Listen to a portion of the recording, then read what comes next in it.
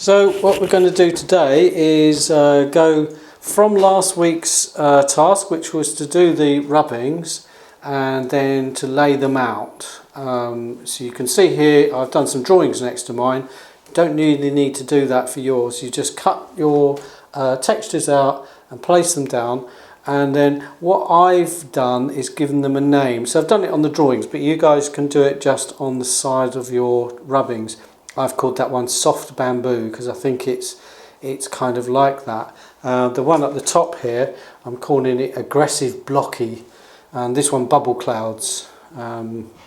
So those are the sorts of things you can do just to give them some kind of descriptive name, and that just shows you're creative.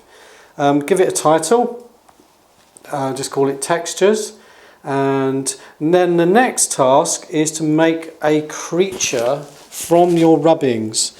Okay, so you can see the one I've done here, and what I've done is I've used, probably that was, I don't know, it was a key or something. I've stuck that over the top of that one. That was another type of rubbing there, and this was some racking of some sort, and that I think was some brickwork.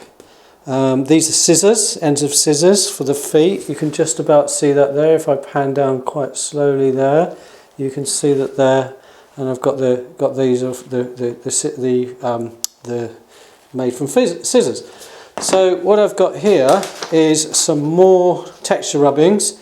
You might have noticed from the last video they're not the same.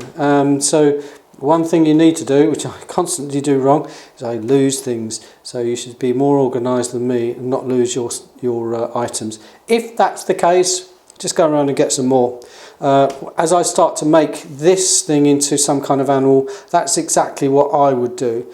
Now I'm going to show you some tips on do's and don'ts, things that will just help you to get on a little bit faster when I set this out for where my page is going to be. So what I've begun to do is cut out my pieces, and I'm thinking that, well, that kind of looks like some eyes and the head, and this could look like the mouth, or it could look like a body, maybe that would work, and these definitely could look like wings or arms.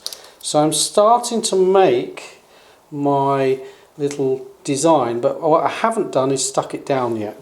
And that's what the first tip I would say is cut the things out and start arranging them and think of possibilities, because remember, first of all, that was going to be the mouth, and then maybe it's the body, and these could be arms or maybe wings.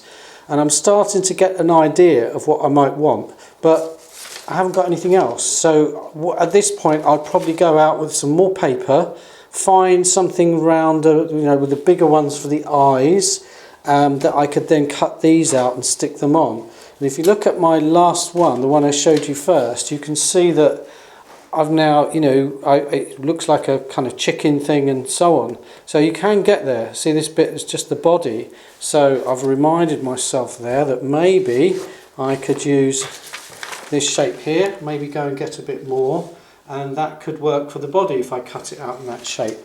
So that's the stage you have to be at. You need to then just start to experiment and see what you can build and make, and maybe go out again and find some more things that would do for the right kind of rubbing. So you're narrowing down your choices.